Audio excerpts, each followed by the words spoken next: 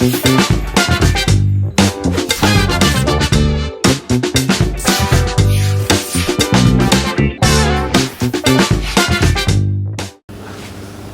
pemirsa podcast Teriak, dimanapun berada, hari ini istimewa. Kita kedatangan dua narasumber. Yang pertama tadi Saudara Walid dan ini Saudara Imanda Kartika Sari. Ya, pemilik dua brand terkenal di Indonesia ya. Jadi apa? Kue brownies dan bolu, Pak. Brownies dan bolu ya. Kartika Sari sama sudah apa ya? Oke, mudah-mudahan ke depan ini doa ya. Amin. Imanda ya, ini Imanda ya, ini doa. Imanda, kita berada di podcast Teriak hari ini. Jadi artinya santai saja. Kita ingin menggali pengalaman-pengalaman dan pengetahuan insan ombudsman tentang ombudsman itu sendiri. Nah, Imanda, kapan bergabung di ombudsman? Sejak Januari 2020, Pak. Januari 2020. Jadi waktu itu perekrutannya formasi CPNS-nya 2019. Kebetulan angkatan COVID, Pak. COVID. Jadi prosesnya sempat tertunda. Jadi baru masuk itu 2021 ya? Iya, 2021. Oke, Imanda, kalau basic pendidikannya?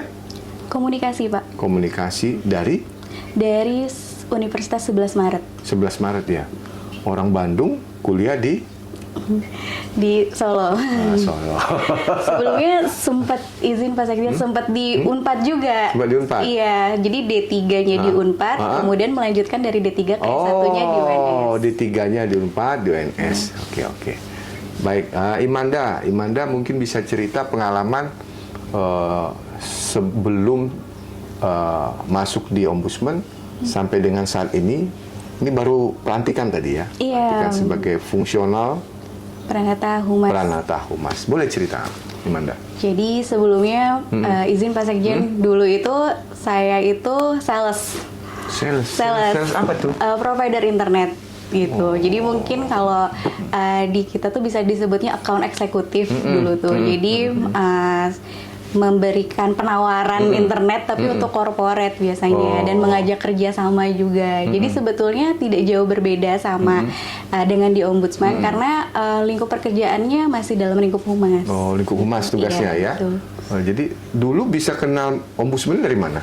Dari ketika buka formasi itu yang langsung saya suka itu adalah formasinya dulu saya adalah analis hubungan antar lembaga. Analis hubungan antar lembaga. Nah, di situ saya tertarik mau coba di ombudsman gitu. Apalagi dilihat kan ombudsman itu pelayanan publik gitu. Jadi sepertinya tidak jauh berbeda dengan dari pekerjaan sebelumnya ya? Gitu. Jadi coba gitu. Baik, Imanda. Jadi artinya Imanda setelah bergabung di Ombudsman dengan pengalaman itu mungkin ada yang ingin disampaikan dengan teman-teman Ombudsman. Kira-kira apa sih selama Imanda bertugas itu suka duka dan juga mungkin ya ada saran-saran bagaimana bisa bertahan hingga sampai saat ini. Hingga saat ini bertahan sebetulnya banyak adaptasinya Pak Sekjen. Izin dari sebelumnya ketika menjadi karyawan swasta mungkin dengan fleksibilitas yang ada gitu kan, apalagi pekerjaannya dulu masuk dan pulang itu fleksibel ya? Betul Pak Sekjen. Jadi masuk bisa kapan aja ya? Betul, masuk bisa kapan aja, pulang bisa kapan saja. Betul, dan kita lebih banyak di lapangan. Karena kan kita ketemu dengan klien segala macam. Dan kebetulan kalau di humas di sini ketika masuk di pemerintahan, lingkup pemerintahan kita semuanya jadi ikut disiplin. Datang pagi, ya dengan office hour lah ibaratnya. Kalau pagi datang jam berapa ini? Kalau pagi biasanya mepet pas jam 8:30. 8:30 ya. Oke, iya saya nggak tanya ke sana ya. Nanti ditanya nanti Imanda ternyata masih terngiang-ngiang waktu kerja di sana ya. Waktu kita cuma 10 menit, Imanda. Paling tidak sudah tahu. Ini ada daftar pertanyaan cepat. Silakan Imanda jawab. Ya dijawab saja. Membangun relasi atau mengelola citra? Membangun relasi. Bisa diceritain? Kalau membangun relasi karena lebih mudah untuk memulai sebetulnya daripada mengelola. Sebetulnya yang paling sulit itu menurut saya adalah bagaimana kita mempertahankan. Kalau mengelola citra itu kan bagaimana kita mempertahankan citra itu sendiri. Sedangkan kalau membangun relasi, kita memulai relasi agar lebih banyak lagi. Orang mengenal gitu ya. Betul. Sehingga citra itu nanti bisa terbangun juga ya. Iya. Oke. Koordinasi internal atau komunikasi eksternal? Komunikasi internal. Internal ya. Iya. Oh, tapi kan humas harusnya sering keluar ya? Betul.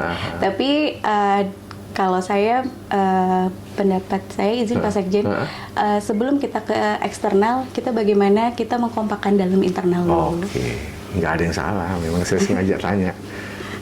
Isu kelembagaan atau isu publik? Isu publik. Isu publik ya? Iya. Oke. Isu kelembagaan penting nggak itu? Isu kelembagaan penting juga, tapi kalau di humas juga tetap harus melihat isu publik yang berjalan saat ini. Tadi kalau tadi misalnya komunikasi eksternal sama internal, kalau itu tadi isu publik itu eksternal atau internal? Eksternal. Oke, itu tadi hampir sama ya, konsistensi. Tapi nggak apa-apa. Kadang-kadang memang di sisi ini kita memilih ini, sisi ini milih ini. Oke. Kepercayaan publik atau kepercayaan mitra? Kepercayaan publik. Publik ya? Publik. Oke, kalau publik udah percaya, mitra pasti percaya ya? Betul. Oke. Tindakan korektif atau komunikasi persuasif? Komunikasi persuasif, gitu. Karena menurut saya bagaimanapun semuanya itu bisa diatasi dengan komunikasi persuasif. Bisa dibicarakan ya? Betul. Oke. Koordinasi lintas sektor atau kolaborasi media? Kolaborasi media. Kolaborasi media. Nah, mungkin diceritakan pengalaman dengan media seperti apa selama ini kolaborasi kita di Ombudsman? Kolaborasinya selama ini alhamdulillah berjalan dengan baik dengan media. Apalagi banyak media yang selalu ngepost di Ombudsman ini. Memang mereka selalu menunggu isu dari Ombudsman gitu. Dan apalagi walaupun kita dengan keterbatasan anggaran ya izin Pak Sekjen. Hampir memang nggak ada ya, tapi masih betul. Bisa ya. Tapi masih bisa, alhamdulillah. Nah, strateginya apa? Mungkin bisa diceritain. Mungkin lebih kepada komunikasi secara personal. Jadi Personal, ya? iya betul sering ngobrol dengan teman-teman wartawan. Sehingga gitu mereka kan. kasihan gitu. Atau karena berita-berita kita yang memang Iya betul bisa, berita-berita yang kita keluarkan baik itu ya, sehingga mereka bisa mempublikasi dengan baik ya. Oke. Transparansi informasi atau keamanan data? Transparansi informasi. Itu ya. Kalau informasi transparan itu kira-kira aman nggak itu? Aman Pak Sekjen selama itu memang sesuai dengan ketentuannya yang boleh diinformasikan. Oke, pasal berapa itu kira-kira? Saya nanya nih. Kalau di Undang-Undang Keterbukaan Informasi Publik ada yang boleh dibuka, ada yang tidak. Aduh Pak Sekjen saya lupa. Itu di pasal 17 nanti baca ya. Harus tahu, Mas harus lebih tahu. Jadi nanti kan kalau orang nanya datang ke ini, oh kami minta data ini, harus tahu. Kita bisa, oh di pasal 17 itu di poin B. Ada informasi-informasi yang bersifat pribadi, ini tidak bisa. Jadi artinya humas harus bisa. Sehingga orang bukan berarti kita menutup-nutup tidak transparan. Tadi memang ada hal-hal yang bisa dibuka ke publik, ada yang tidak bisa. Tapi harus melalui prosedur. Oke. Kampanye digital atau diplomasi tatap muka? Kampanye digital. Digital ya. Lebih murah ya?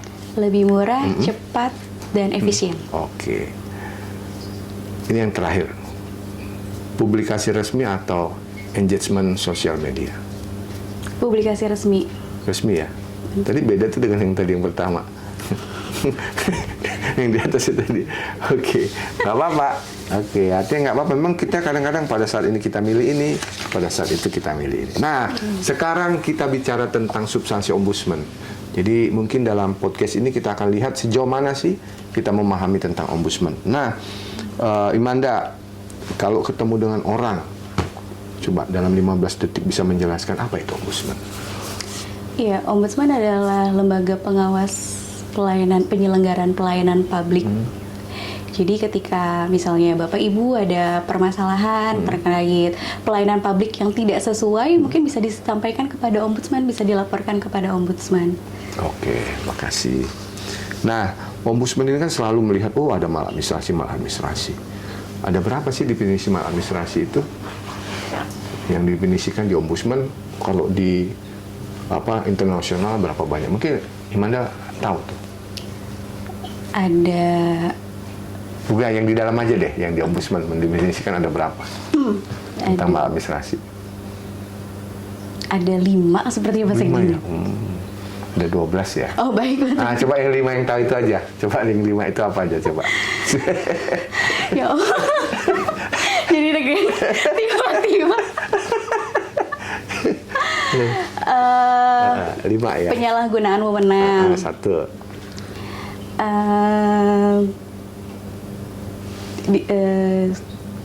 Diskriminasi Pak Sekjen. Ya. Betul. Penyalahgunaan wewenang, diskriminasi,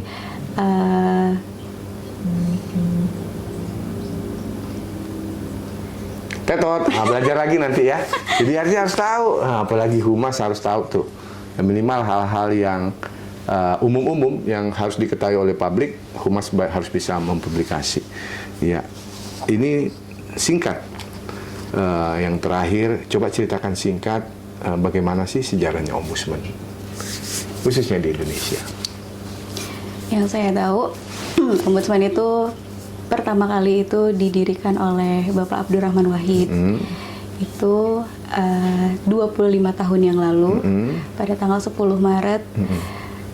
Lalu pada awalnya disebutnya pimpinan itu komisioner Ombudsman, lalu berganti dengan menjadi ketua, wakil ketua, dan anggota. Seperti itu. Seperti itu ya? Oke. Nanti tanggal 10 itu yang keberapa kita? Ke-25 tahun. 25, oke. Oke, selamat ulang tahun ya kepada Ombudsman, 25 tahun. Mudah-mudahan semakin dipercaya masyarakat dan menjadi tempat untuk masyarakat bisa menyampaikan keluhan, permasalahan, dan bisa dijawab dengan sebaik mungkin. Terima kasih, Imanda. Mudah-mudahan tetap sukses, berkreasi, dan tadi catatan-catatan sebagai garda terdepan untuk memberitakan tentang Ombudsman harus mengerti hal-hal yang dasar, dan itu juga kepada semua insan Ombudsman sehingga orang boleh mengerti apa itu Ombudsman. Pemirsa dimanapun berada, tepat 12 menit kita sudah berbicara dengan Imanda. Mudah-mudahan podcast ini bisa memberikan banyak informasi terkait dengan Ombudsman Republik Indonesia. Tetap semangat, sampai jumpa di podcast selanjutnya.